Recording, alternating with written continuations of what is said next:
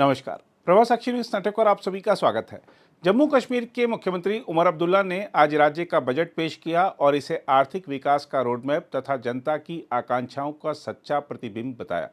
विधानसभा में बजट पेश करने के दौरान अब्दुल्ला ने प्रधानमंत्री नरेंद्र मोदी, गृह मंत्री अमित शाह और वित्त मंत्री निर्मला सीतारमण की विभिन्न क्षेत्रों में सहयोग के लिए प्रशंसा भी की। उन्होंने अपने बजट भाषण की शुरुआत एक फारसी शेर के साथ की। उन्होंने कहा, मैं जम्मू कश्मीर का वित्त मंत्री होने के नाते यह बजट पेश करते हुए खुश हूं। यह आर्थिक विकास का रोडमैप और जनता की सच्ची आकांक्षाओं का प्रतिबिंब है। हम आपको बता दें कि 6 वर्षों के केंद्रीय शासन के अंत के बाद पिछले वर्ष अक्टूबर में सत्ता में आने के बाद नेशनल कॉन्फ्रेंस सरकार का यह पहला बजट है। इससे पहले जम्मू कश्मीर में पिछला बजट सत्र 2018 में पीडीपी बीजेपी सरकार के दौरान हुआ था। अब्दुल्ला ने विधानसभा में कहा, हमारी चुनौतियां बड़ी हैं और सीमाएं भी बहुत हैं, लेकिन हमें इन चुनौतियों का सामना करने के लिए अटूट संकल्प के साथ आगे बढ़ना होगा। उन्होंने कहा कि यह बजट राज्य की जनता के सपनों, भविष्य की जरूरतों और हर नागरिक की आकांक्षाओं को दर्शाने का प्रयास है। मुख्यमंत्री ने कहा, जम्मू कश्मीर को पूर्ण राज्य का दर्जा वापस दिलाना जनता की आकांक्षा है और हमारी सरकार इसे पूरा करने के लिए दृढ़ संकल्पित है। I don't expect anything but criticism of the budget from the opposition, because that's why they're called opposition. If they were anything else, they would be in government. I mean, it would be difficult for you to find me an example where an opposition has come out from Parliament or the Assembly and praised a budget. Therefore, that's not for me any sort of criteria. I believe that we have presented a budget that is people-friendly. It's a love letter to the people of Jammu and Kashmir. To that extent, if there are people of Jammu and Kashmir who voted for the BJP, then it's a love letter to them as well. But it's also a love letter to the people who voted for NC, voted for Congress, that voted for PDP, and a love letter to the people of Jammu and Kashmir who didn't vote at all.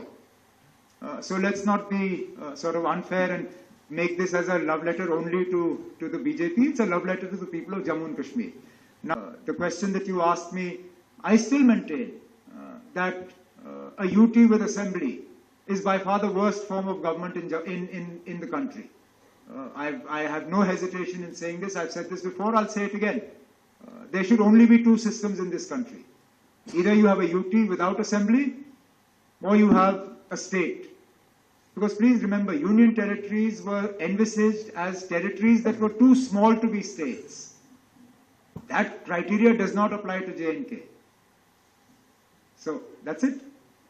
उसमें तो कोई बदलाव नहीं है। Old pension scheme के मुलाजिम जो हैं वो ओल्ड पे रहेंगे, जो नए मुलाजिम लगे हैं वो न्यू पेंशन स्कीम पे होंगे, और इसमें कोई बदलाव लाने की बात नहीं है।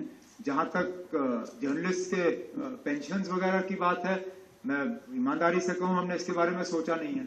लेकिन अगर आपके पास कोई ऐसे आइडियाज हैं जो आप शेयर कर सकते हो, उसमें फिर आप देख लीजिए ना, कितना बर्डन आप उठाने के लिए तैयार हो और कितना आप हमारे ऊपर डालने के लिए इतना चाहते हो। वहां से कुछ नहीं।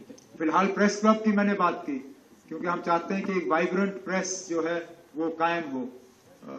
जम्मू का प्रेस क्लब चल रहा है शायद, लेकिन श्रीनगर में चल नहीं रहा है। श्रीनगर का प्रेस क्लब दोबारा चले, उसके लिए इकदाम उठाए जाएंगे। In my budget speech, I've said that we're formulating a new hydropower policy. It is currently at the formulation stage within the Power Department. And as soon as we have the policy, the framework of the policy is ready. It's just that it has to be added to. Once the policy is ready, it will be put before the people.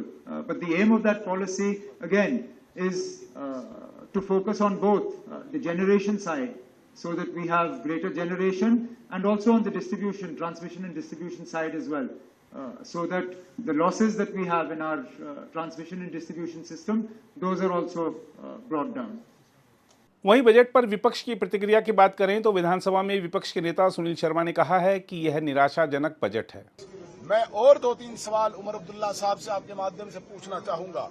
मुझे बताइए, daily wagers के लिए बहुत रोना रोते थे आप, कहां गई आपकी डेली वेजर्स के लिए कोई स्कीम? बताइए, क्या रखा आपने इस बजट में डेली वेजर्स के लिए?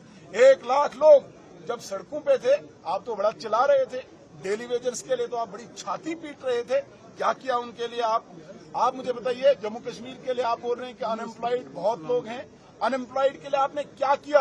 अलबत्ता मैं बताना चाहूंगा, पिछले 2-4 सालों में जब एलजी साहब की एडमिनिस्ट्रेशन थी, 42,000 नौजवानों को यहाँ पे प्रत्यक्ष अप्रत्यक्ष रूप से रोजगार मिला है।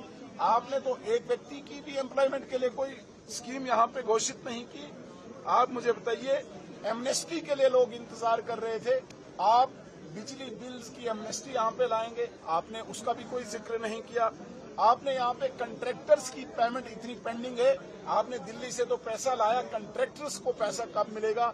सारे रोड जो हैं, सारे काम जो हैं स्टक हैं, होल्ड है, हेल्ड अप है, उसके लिए कुछ नहीं किया आपने।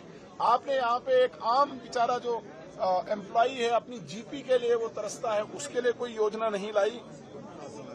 आपने ओबीसीज के लिए कोई योजना नहीं लाई, आपने शेड्यूल कास्ट के लिए कोई योजना नहीं लाई, आपने शेड्यूल ट्राइब के लिए कोई योजना नहीं लाई। जिस बस सेवा की आप बात करते हैं, आप मुझे बताइए रूरल एरियाज में कौन सी महिला को आप कौन सी गवर्नमेंट व्हीकल देंगे? तो ये सिर्फ जुमलेबाजी थी, ये खाली पत्र था और उस पत्र में सिर्फ और सिर्फ नरेंद्र मोदी जी की योजनाओं का बखान था। अगर आप कुछ देना चाहते, जो आपने वादे किए थे, जो लोगों को आपने जगह जगह जाके बताया था, उसमें तो मुझे कुछ नहीं दिखा।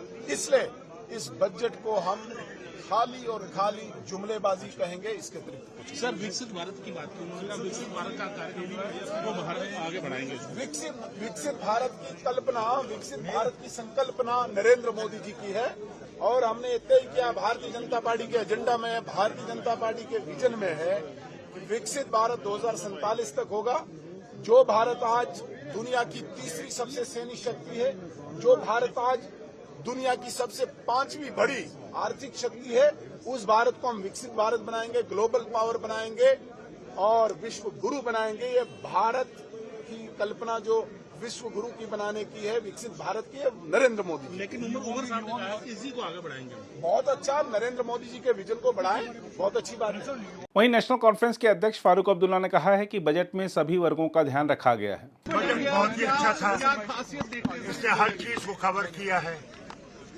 दोनों जम्मू और कश्मीर को कवर किया है, यहाँ के एजुकेशन सेक्टर को कवर किया है, हेल्थ सेक्टर को कवर किया है, टूरिज्म सेक्टर को कवर किया है, कोई भी सेक्टर छोड़ा नहीं गया। जो पॉवर्टी लाइन से नीचे उनके बारे में भी सोचा गया है, उनके लिए भी किया गया है और पावर सेक्टर के लिए किया गया है। बहुत अच्छी बात है। राशन वगैरह सबके लिए मैं समझता कोई भी हिस्सा नहीं छोड़ा गया और हम उम्मीद करते हैं इस बजट से लोगों को राहत मिलेगी और जम्मू कश्मीर आगे बढ़ेगा।